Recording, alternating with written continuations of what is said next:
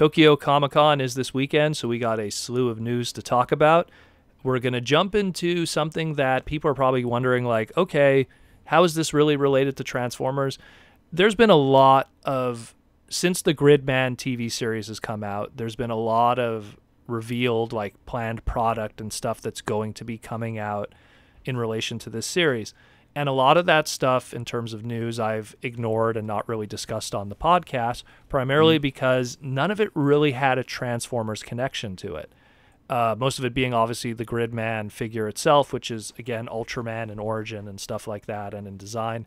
But the second you start talking about figures of the, and I'll use the air quotes here, human characters, now you start diving into the Transformer-related stuff. And we have pretty much two different companies. We're going to have Max Factory with their Nendoroid line, and then you have the Figma stuff. Both of them are going to be doing figures of the two female human characters in Akane and Rika. Now, like we've discussed in previous podcasts, Akane is supposed to be Shattered Glass Optimus Prime. Yep. And Rika is supposed to be Shattered Glass Megatron. And if you continue watching the show, it becomes more and more clear, as it progresses. Now, in terms of images that we have right now just prototype images of the Nendoroid Akane. And Nendoroids, for people that aren't familiar with it, they're what pop vinyl should have been, is the best way to put it. Oh, really? Well, it's because people always compare the two. They always say, like, pop vinyl is America's way of handling, like, SD, and Nendoroid is how pop vinyl should be, which is they're SD figures, but they're articulated. They're very articulated. They come with multiple. So they're just better. They're way better. I always tell people, like, if you want to see a really good example of how they work with accessories and stuff, there's a lot of really good Nintendo related ones. Where they did they did a lot of Zelda ones, and they're very gorgeous, and they come with different accessories and facial expressions and stuff. They even did some Pokemon ones, which are really nice too. So these ones, essentially, again, it's a very nicely articulated SD scale of the two female characters. Right now, the prototype, the only one that we have right now, is that of Akane, the Shattered Glass Optimus Prime, and they're just showing her in her pose, which the pose that she's in is the Baltan Seiji pose, which is from Ultraman. It was one of the lobster villains, if you will. Because she's a huge kaiju fan, so in the very first episode of Gridman, like literally the first time you meet her, she's in that pose, which is like, again, it looks like it's like the Vulcan pose, but she's actually doing the lobster hand pose, so from Ultraman. So we don't know what other accessories she's going to come with, but I'm going to assume she's going to come with her she has a pair of glasses that she wears that has a little crack on it because she's shattered glass, so she's probably going to come with maybe a headset, like a headphones and stuff that she wears. Who knows what else, but either way, so we know that one's coming. They also showed us just a sketch image, pretty much a drawing of what the Rika is going to look like. And what's interesting about that one is they only show really right now her one pose with her hand in her pocket, which shows like, oh, is it going to be limited in articulation because it's going to have hand in a pocket accessory? I don't know. Yeah. But I mean, that is interesting. I could probably see it like that's a replaceable arm. Well, maybe? I know that like when they do with Dragon Ball, like whenever they do a Piccolo figure, they actually make a whole arm accessory that's crossed arms. Oh, you know what I mean? Because it's like the reality is we've still not reached perfection in action figure technology that we could do a proper crossed arm.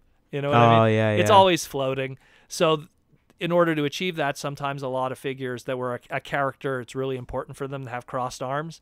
They'll just make a whole like upper arm torso that's just two crossed arms, like nice and flush.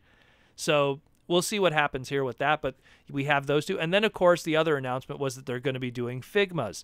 Now, Figmas are more in tune with what people are familiar with, let's say, SH Figure Arts. They're more regular scale figures of those characters. And we don't have any images right now of what they're going to look like or prototypes, but we do know they're coming from Max Factory. And these are the ones that I actually might be a little more interested in because it'd be cool to pick these up and actually have them on display next to your actual figures from Shattered Glass.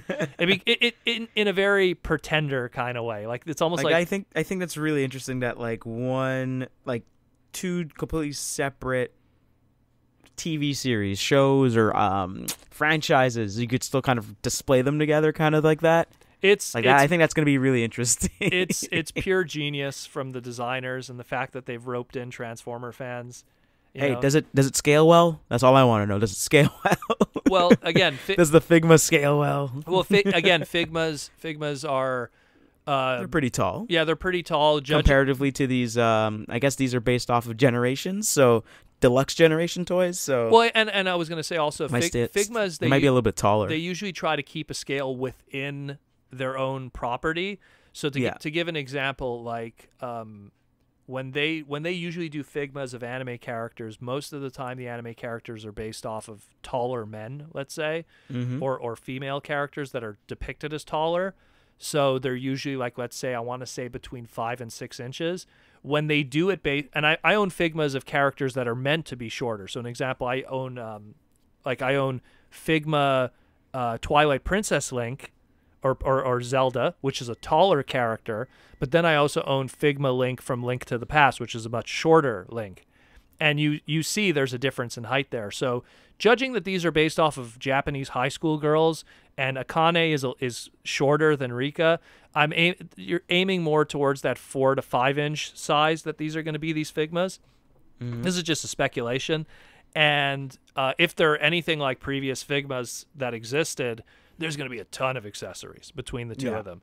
And if they're really going to play up the Transformer thing, like, you know, each one of them have a backpack that's, you know, in relation to their Transformer related character. Like, again, the accessories too.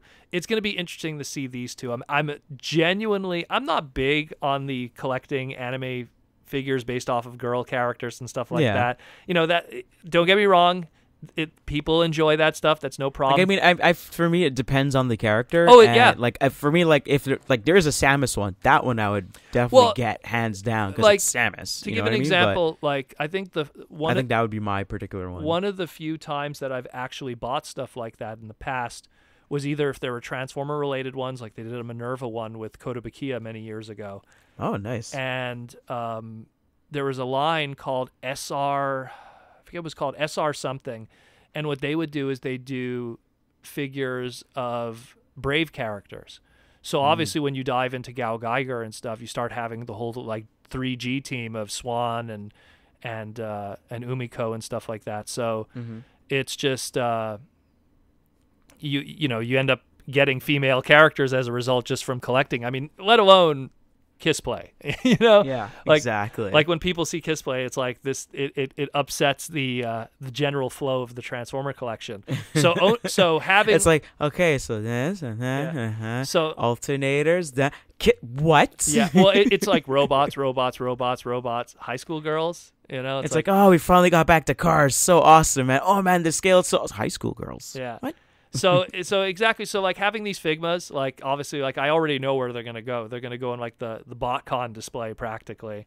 Yeah, exactly. And they'll look weird next to it, but you know, again, it's more the explanation and the history. And at the end of the day, Gridman's a really good series. You know what you could say?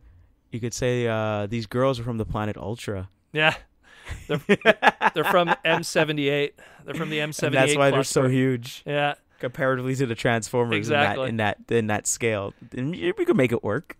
You know what? Like at the end of the day, Gridman is a series. Like I love Ultraman and I love Transformers, and to have those two in a marriage together in a series is just nice to have. And done well, because a lot of times, you know, like you could love Avengers, you could love Transformers, but the Avengers Transformer comic was kind of meh. You know, like sometimes, you know, it's not peanut butter and jelly. It doesn't work out. And it's nice that in this case, they found a way to make it work. They didn't include Transformers, but they found a way that Transformers could spiritually be there. And it's fun for the fans to enjoy the series while seeing Transformer related stuff and having huge... I hope this continues and no issues happen. No legal issues, no cease and desist. That's the only thing I hope. that happens. That's the like only they'll be like, thing. I see what you're doing over there, and then like the response would be like the Transformers do like a little bit of Gridman like homaging, but like nothing crazy, and then it kind of brings together like a limited Transformers X Gridman or something. That's what I would like to see the progression of this go into. Well, unfortunately, that's what I would like to see. The one thing that at least is good is that the Gridman brand, when it was Gridman back in the day in Superhuman Samurai Cyber Squad, it was Takara. So at least it's under the same umbrella. Obviously, like Max Factory and all these guys doing the Figmas and stuff, it's outside of Takara Tommy's wheelhouse. But at least in this case, I know that if you go deep into it, it is a Takara property, even though like Bandai usually has deep ties with Ultraman and stuff like that. But that being said, I think the only time really we'll hit an issue, and I think we talked about this off the air too, was the character of Yuta, the main character from Gridman. If they made a figure of him, it's his shoes that are just so blatantly cliff jumper. You know what I mean? Like it's like, and that'd be amazing though. Like I the thing with Figma is they focus more on female characters. They do male characters, but they focus more on female characters because they know those sell a lot better. That market just does better. You know, like when they did Figma of any of like the idol animes and stuff like that, like Love Live and stuff like that, they just seem to sell like gangbusters. So it's the same thing here, that no surprise they decided to do the two female characters before even the main character. Granted, with the Nendoroid, they're actually going to do a Nendoroid Gridman also, but that's why I didn't really mention it, because it's not really related to Transformers. It's more an Ultraman design.